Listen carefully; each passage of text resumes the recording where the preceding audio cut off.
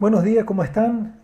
Muchas gracias por la oportunidad de participar de este evento. Mi nombre es Álvaro Boyero y voy a presentarles el trabajo Empleo del método de vibrocompactación para el mejoramiento de suelos, el caso del puerto de La Guaira. La presentación está organizada de la siguiente manera. Primero voy a hablar un poquito sobre los métodos de compactación profunda. Veremos qué es la vibrocompactación, el ámbito de aplicación de esta metodología, el arreglo, la frecuencia y el tiempo de vibrado para que el método sea eficiente, cómo se lleva a cabo el control de densificación y una vez revisada esta información, vamos a hablar sí sobre el mejoramiento en el puerto de La Guaira, cuál fue el material que se densificó en ese sitio, cómo se llevó el control de la densificación mediante el ensayo CPT y cuál fue el efecto de esa densificación. Comencemos repasando brevemente cuáles son los métodos de compactación profunda que se aplican usualmente en la práctica.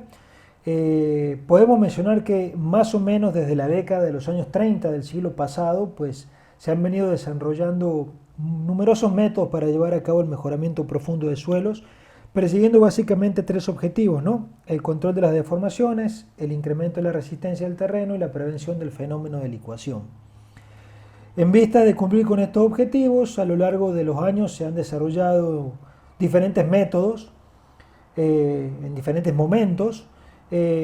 Como les decía, numerosos métodos de compactación profunda que podemos ver aquí en la derecha de la lámina, agrupados en métodos vibratorios, métodos por desplazamiento o métodos de carga. Los métodos vibratorios más utilizados son la vibrocompactación, la vibroflotación y los explosivos. Métodos por desplazamiento están las columnas de piedra, la consolidación dinámica, las inyecciones y el método de carga, el más usado es el de la precarga, ¿no? Y bueno, viendo todos estos métodos que hay disponibles, podríamos preguntarnos cuál es el método idóneo, ¿no? Por supuesto, va a depender de algunos factores propios de cada proyecto y de las características del terreno donde se desarrolla el proyecto.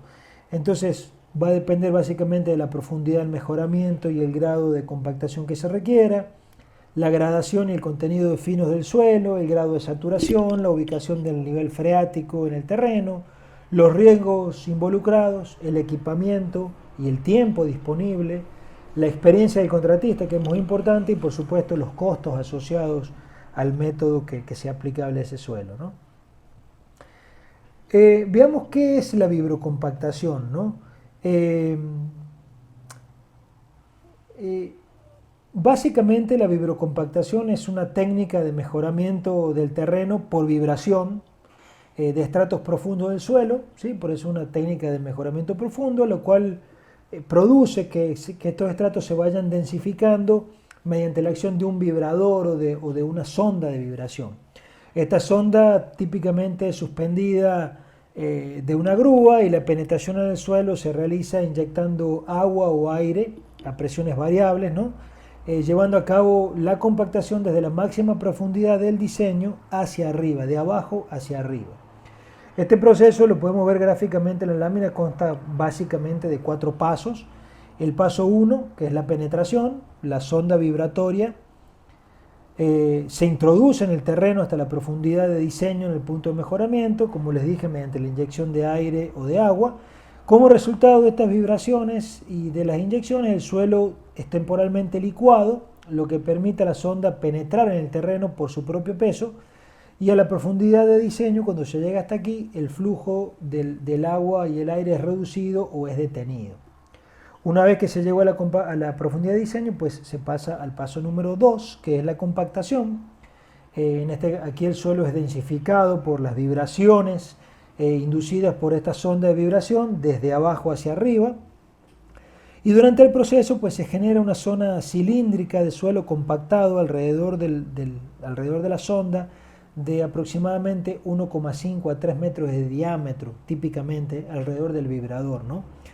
Y este incremento el incremento en la densidad del suelo se evidencia porque hay un incremento en el consumo de la energía del vibrador que se va midiendo desde la parte de arriba.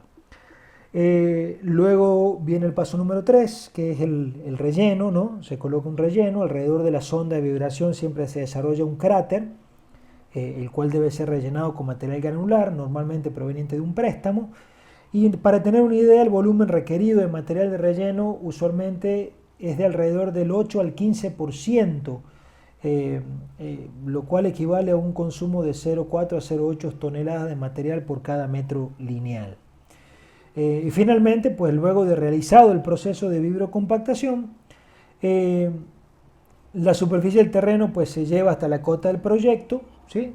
Que es lo que vemos aquí en el paso número 4, y eventualmente se compacta superficialmente con equipos convencionales. ¿Bajo qué circunstancias funciona mejor o es más eficiente el método de vibrocompactación?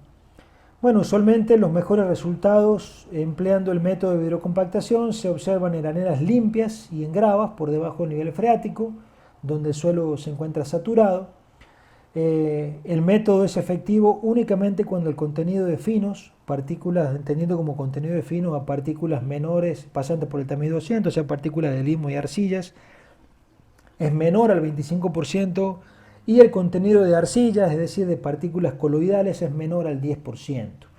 En la lámina vemos el rango granulométrico para el cual resulta eficiente el método de vibrocompactación.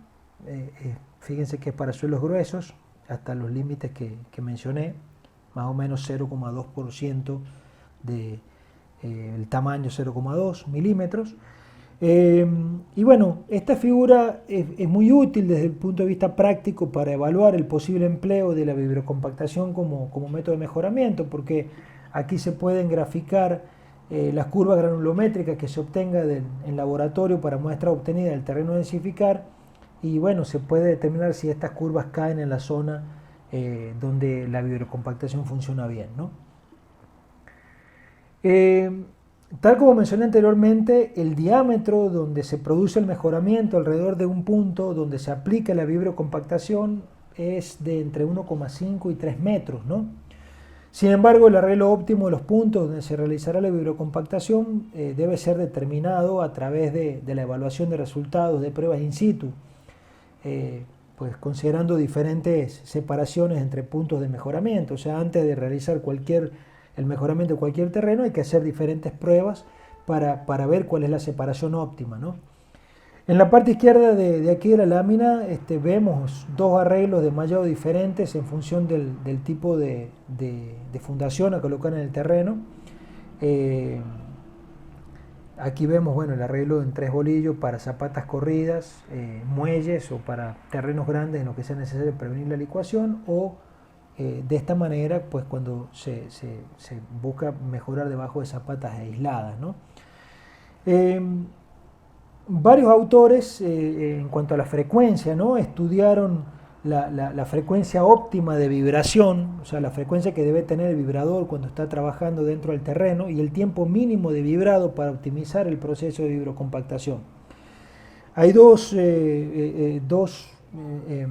investigadores, Mazars y Felenius.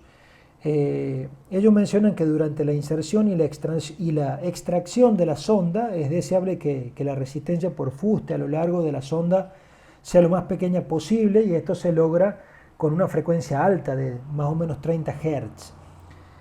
Y también evidenciaron que durante la fase de densificación, en la parte 2 del proceso, digamos, el objetivo es transferir la energía que genera el vibrador a lo largo de la sonda hacia el terreno, ¿no?, de la manera más eficiente posible, y esto se logra con unas frecuencias de vibración un poco más bajas, normalmente entre 15 y 20 Hz.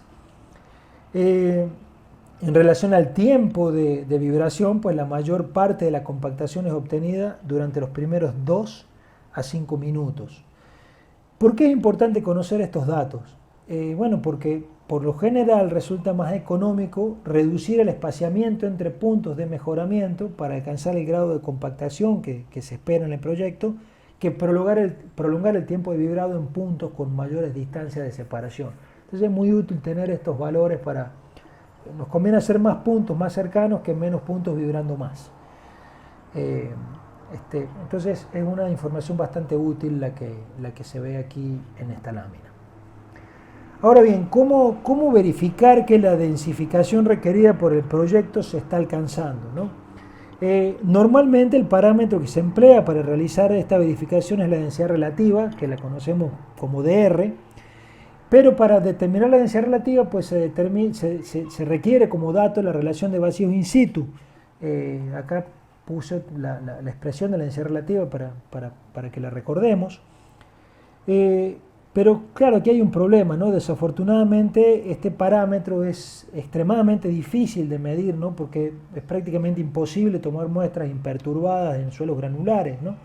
Y por eso en la práctica se utilizan métodos indirectos para medir la densidad relativa del terreno.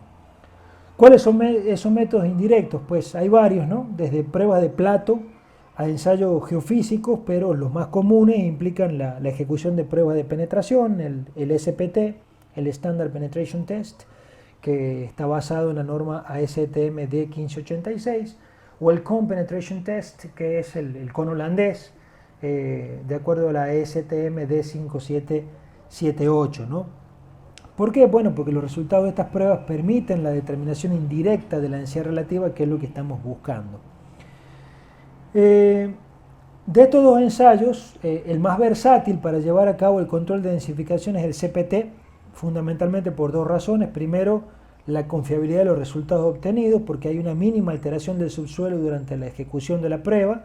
Y segundo, por la posibilidad de realizar un gran número de ensayos por día.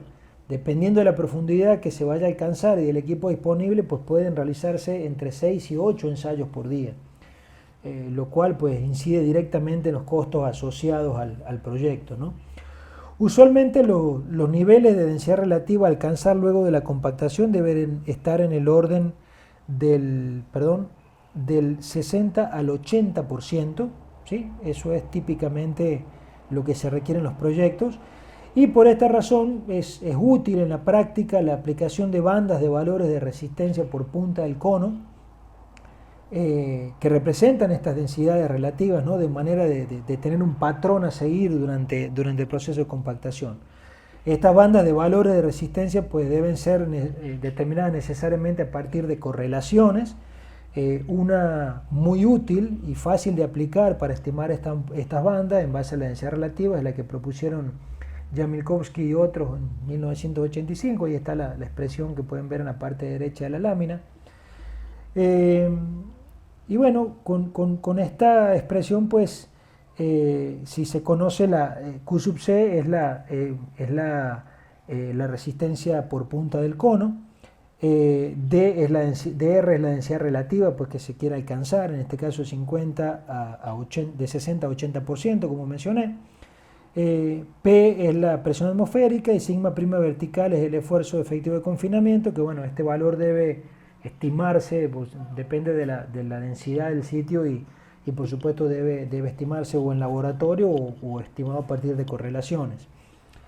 Eso si empleamos el CPT, pero si además del CPT el proyecto incluye la ejecución de perforaciones de tal manera de que se realice el SPT, pues para llevar a cabo la verificación de la compactación, teniendo los dos ensayos, pues los valores de QC asociados al N del SPT obtenidos en campo pues se pueden determinar utilizando esta correlación que propusieron Robertson y Campanella. Si se conoce el tamaño medio, el D50 de la muestra, fíjense que es una correlación bastante buena, pues puede determinarse la relación entre Q sub C afectada por la presión atmosférica y N del SPT, y conociendo el N del SPT puede obtenerse el valor de Q sub C y aplicar las bandas que se determinaron con esta expresión propuesta por Jamilkovsky. Aunque resulta casi obvio, ¿no?, mencionarlo, pues es indispensable contar con pruebas antes de iniciar la compactación y después de completada la compactación, de manera que sea posible comparar, ¿no?, ambas pruebas y observar efectivamente el efecto de la densificación. Ahora sí vamos a hablar sobre el mejoramiento del terreno en el puerto de La Guaira. Luego de que hayamos repasado un poco los aspectos básicos del método de vibrocompactación, que es es uno de los más comunes, pero no en todos los proyectos se aplica. Entonces, vamos a hablar un poquito, como les digo, sobre este caso del puerto de La Guaira. Entre 2011 y 2014 pues, se llevó a cabo la ampliación del puerto de La Guaira. Esta obra incluyó la construcción de muelles en el tramo este del puerto, en un área de unos 235.000 metros cuadrados, que es esta zona que está acá, de los cuales aproximadamente 110.000 fueron ganados al mar. Aquí hay un esquema, como les digo, un esquema ilustrativo del proyecto realizado. Como pueden observar, pues se generaron trabajos de dragado aquí, de manera de que se alcance la profundidad necesaria para que lleguen buques post-Panamax, y parte de ese material dragado pues se colocó aquí dentro, de manera de que se formó un relleno hidráulico. La totalidad del material dragado ascendió aproximadamente a 1.200.000 metros cúbicos, de los cuales unos 600.000 metros cúbicos fueron relleno hidráulico vibrocompactado, ¿no? Aquí vemos finalmente una foto de cómo quedó el proyecto, y esta es el área el área del proyecto, y esta es el área ganada al mar donde se realizó esta vibrocompactación. Los materiales utilizados en la conformación del relleno hidráulico estuvieron compuestos principalmente por arenas finas limosas y arenas poco limosas con algo de arcilla, con granulometría variable, con un tamaño medio de grano representativo de 50 de 0,20, como lo ven aquí en la lámina, ¿sí? Aquí está en línea llena la curva granulométrica promedio, y el de 50 se determinó aquí en la lámina, lo pueden ver. Y bueno, en esta misma figura pues se incluyen las bandas de aplicabilidad del método de compactación que vimos anteriormente, ¿no? Aquí está la zona propicia para la vibrocompactación, la zona de transición, y bueno, aquí caen todas prácticamente las curvas granulométricas, el promedio cae dentro de la zona propicia y entre la zona de transición. Por lo tanto, se determinó que el método de vibrocompactación puede ser aplicado sin problemas para este tipo de materiales. Ahora, ¿cómo se llevó a cabo el control de la densificación, ¿no? Vamos a ver, ¿no? Según las especificaciones del proyecto, el relleno hidráulico debía alcanzar una densidad relativa de entre 60 y 80%, siendo este último valor de 80% el mínimo aceptable para las primeras capas del terreno donde estarían concentradas las cargas de los contenedores, ¿no? La verificación de la compactación se llevó a cabo con un equipo CPT, como este que ven aquí en la foto, un equipo CPT del cual ya les voy a dar unos detallitos ahorita, pero en total pues se ejecutaron unas 8 pruebas de CPT antes de la compactación y 38 pruebas después de realizada la densificación a manera de verificación, y estas pruebas fueron realizadas entre 4 y 15 metros de profundidad. Les decía que los ensayos de CPT se ejecutaron con un equipo, es este que ven aquí en la fotografía, que es un equipo Geomil de 200 kN de máxima capacidad de empuje, un piezocono eléctrico de 15 centímetros cuadrados de área con una punta cónica del ángulo de 60 grados y la velocidad de penetración de 20 milímetros por segundo, ¿no? Y el sistema de contrapesos pues consistió en unos bloques de concreto, como los que ven aquí en la foto, para contrarrestar pues las reacciones del subsuelo. A la derecha aquí de la lámina ustedes pueden observar las curvas de los valores de resistencia por punta del cono correspondientes a densidades relativas del material de relleno iguales a 60 y 80% en función de la profundidad, de acuerdo a la expresión mostrada por Jamilkovsky. Son estas que ven aquí, esta es del 60%, esta es del 80%, aquí están las mismas, es el 60 y del 80%. Y bueno, aquí en la gráfica de la izquierda ven cómo estaban las densidades relativas antes. La línea negra es el promedio, fíjense que estaba por debajo del 60%, excepto aquí arriba, donde está un poquito compactado por el paso de las máquinas, pero estaba en general por debajo del 60%, y luego de aplicada la vibrocompactación, esta curva promedio la vemos ya dentro del rango del 60 al 80% y en la parte superior por encima del 80%, ¿sí? Eh, o sea que se cumplió, pues, que la densidad relativa, se cumplió los requerimientos del proyecto, que esté por entre el 60 y el 80% y por encima del 80% en la parte superior. Fíjense que aquí hay una disminución, ¿no?, de la densidad relativa, ¿sí? Eso se debe a un efecto de sobre, de sobrevibración, ¿no?, durante la vibrocompactación pues, que ocurre cuando la aceleración de las partículas en el suelo es alta y la presión de confinamiento es baja, ¿no? Eso lo analizaron Leicure y Schroeder, que son dos autores que estudiaron este efecto. Otra cosa importante es que a partir de los 9,5 metros de profundidad, pues se observa que disminuye el efecto de la vibrocompactación, o sea, ahí no hay tanta densificación, está prácticamente igual que antes. Pero no se considera que haya problemas con esto porque de acuerdo a las cargas que se iban a transmitir por los contenedores y los equipos que se iban a colocar en ese relleno hidráulico, pues la zona de disipación estaría por encima de los 9 metros. Entonces no se esperaba que pudiera haber problemas con esta zona que quedó, digamos, donde la vibrocompactación tuvo un menor efecto. Entonces, finalmente, pues, a manera ilustrativa, ¿no?, porque esto no es un cálculo que se haya hecho para el proyecto, sino que es simplemente una ilustración para exponerlo en este trabajo, pues, para ilustrar un poco el efecto de la densificación. Aquí les presento los resultados de la estimación de la capacidad portante de una fundación superficial cuadrada típica, digamos, de 2 por 2 metros, que está apoyada a 1,5 metros de profundidad. Considerando el estado del terreno antes y después de la densificación y tomando en cuenta un factor de seguridad igual a 3. Adicionalmente, aquí a la derecha, pues podemos ver los asentamientos esperados para las mismas condiciones antes y después de la densificación para cargas de 100, 200 y 300 kilopascales, aproximadamente 1, 2 y 3 kilos por centímetro cuadrado, ¿no? Para realizar estas estimaciones, pues se utilizó la ecuación de falla general propuesta por Terzai, que menciona Bowles, y el método propuesto por Main and Paulus para estimar los asentamientos. Los parámetros geomecánicos fueron estimados a partir de correlaciones. Hay un libro muy bueno que presentan Kulhawi y Main, que es una recopilación de correlaciones, y bueno, estas correlaciones usadas estaban basadas en las características granulométricas del material y en los ensayos SPT.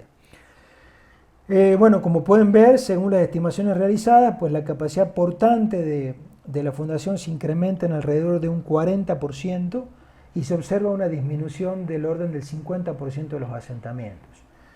Es decir, una vez que el suelo está se aplica la vibrocompactación, hay un efecto importante en el incremento de la capacidad y en la disminución de los asentamientos, que son dos de los resultados que se persiguen cuando se lleva a cabo cualquier mejoramiento profundo. Bueno, esto es lo que quería mostrarles. Aquí están las coordenadas, bueno, de la empresa donde trabajo, la universidad, por supuesto, donde imparto clases actualmente, y aquí les muestro las coordenadas de un blog sobre ingeniería geotécnica que llevo. Muchísimas gracias por la atención, espero que les haya parecido interesante, y bueno, en la ronda de preguntas, si tienen alguna inquietud, con todo gusto los atenderé.